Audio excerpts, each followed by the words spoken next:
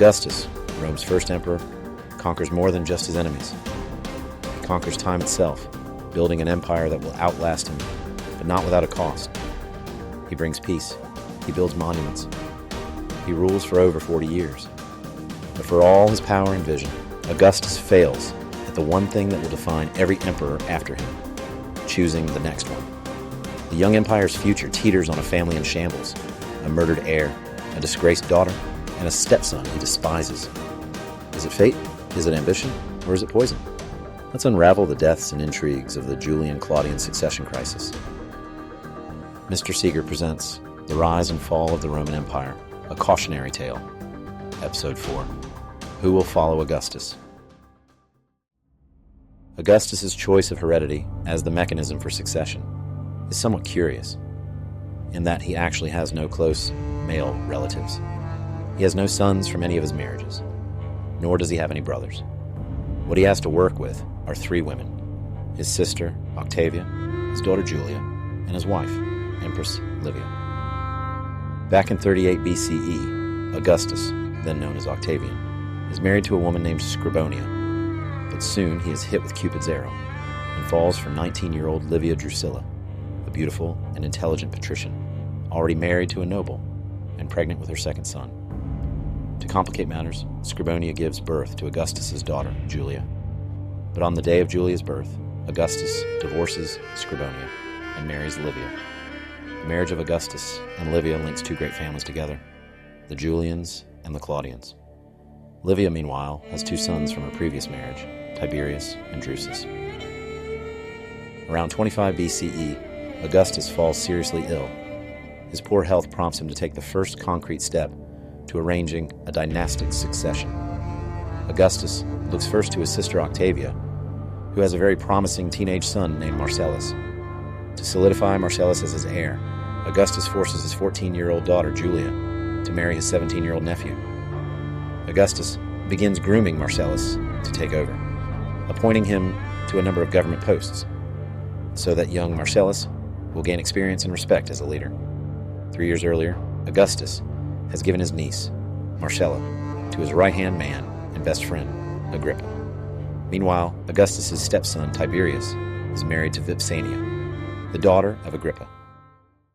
When Augustus thinks he's dying in 23 BCE from poor health, he passes his signet ring not to Marcellus because of his youth, but to his trusted friend and lieutenant, Agrippa. If Augustus should die soon, Agrippa would presumably take over. But Agrippa's humble birth and rough tongue make him unpopular with the old nobility. If Augustus should live another 15 to 20 years, the bright and popular Marcellus would be the perfect fit for succession. There's all the markings of a power struggle between Agrippa and Marcellus.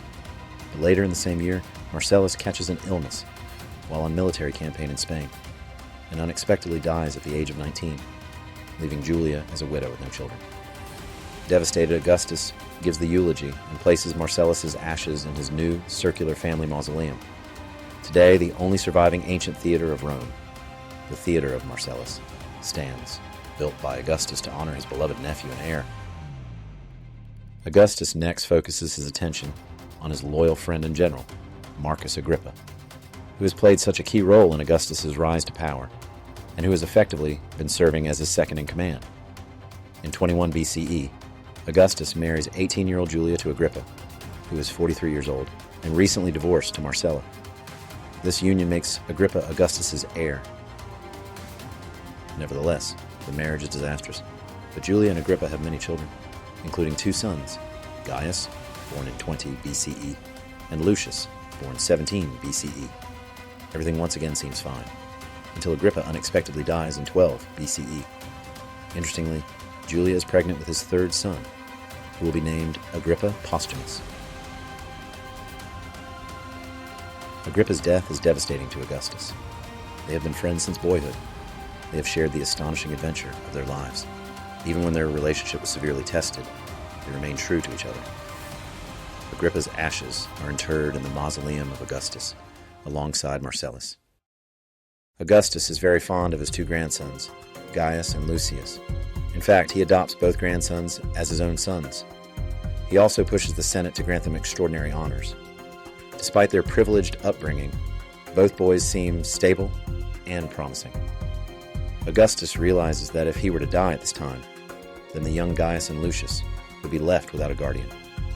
Now, for the first time, his thoughts are directed toward Livia's adult sons, his own stepsons, Tiberius and Drusus.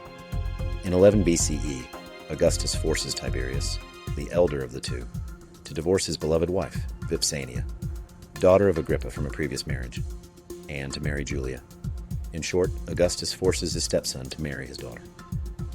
Tiberius, however, is happily married to Vipsania, with whom he has a son, and who is pregnant with their second child. In shock with the drastic change, Vipsania miscarries the baby. By marrying Julia, Tiberius becomes, at the same time, Augustus's son by adoption, stepson by marriage, and son-in-law by marriage. He also becomes the guardian of the young princes, Gaius and Lucius, and his marriage with Julia helps keep the succession that much more securely in the family. Meanwhile, the other stepson, Drusus, is married to Antonia, daughter of Octavia and the late Mark Antony. Thus, Drusus can produce children of Augustus's bloodline.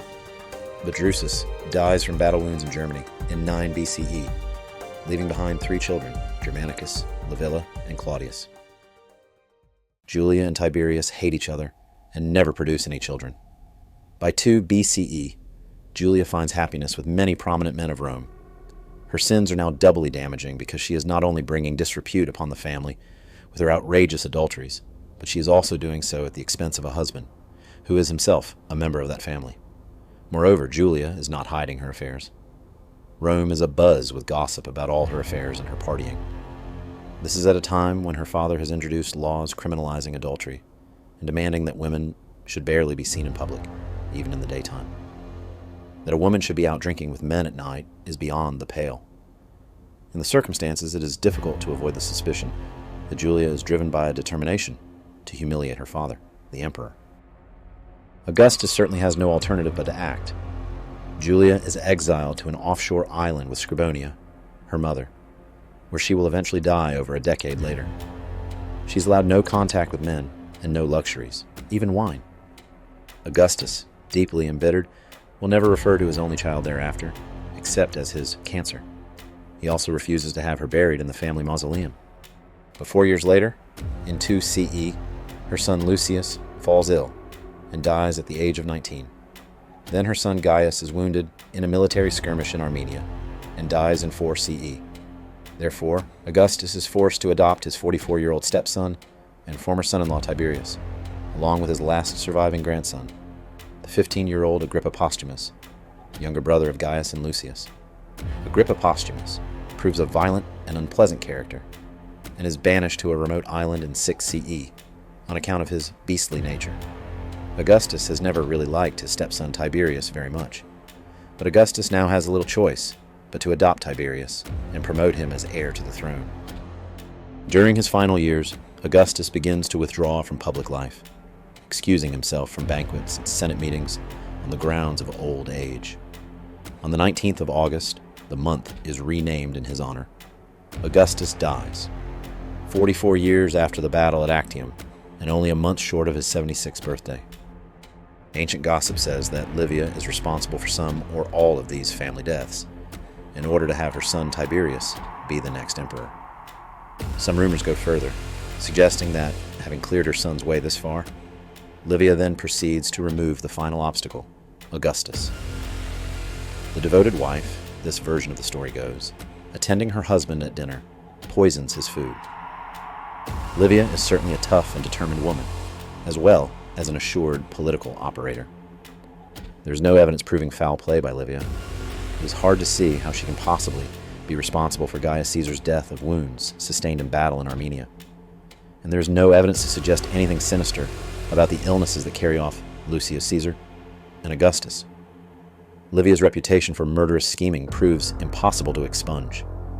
This is partly because of the ancient world's perception of evil stepmothers, like in fairy tales.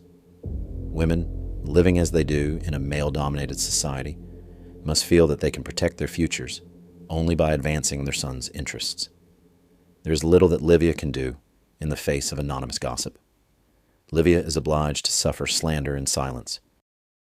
We think of Augustus as the start of a dynastical imperial line, the first emperor. But do the Romans think that his powers would be transferred to his heir? Well, Augustus does. His powers, however, are granted to him by the Senate, not passed down from Julius Caesar. Theoretically, the Republic can be restored and revived on his death. But by his death in 14 CE, everyone is so used to having an emperor that the idea of restoring the Republic seems illogical. So every new emperor must be granted the title from the Senate. Throughout all of this, Augustus has steadfastly persisted in basing the succession on the principle of heredity, and thus sets the precedent for how future emperors will be chosen. They will be the nearest male blood relative, characteristic of a monarchy. When he was building his mausoleum, he would have never guessed that he would have to bury Marcellus, Agrippa, Gaius, Lucius, and Drusus before his own ashes would be interred. Next time, we delve into the turbulent rule of Rome's second emperor, Tiberius, a man of power, paranoia, and scandalous secrets that just might shock you. You won't want to miss it.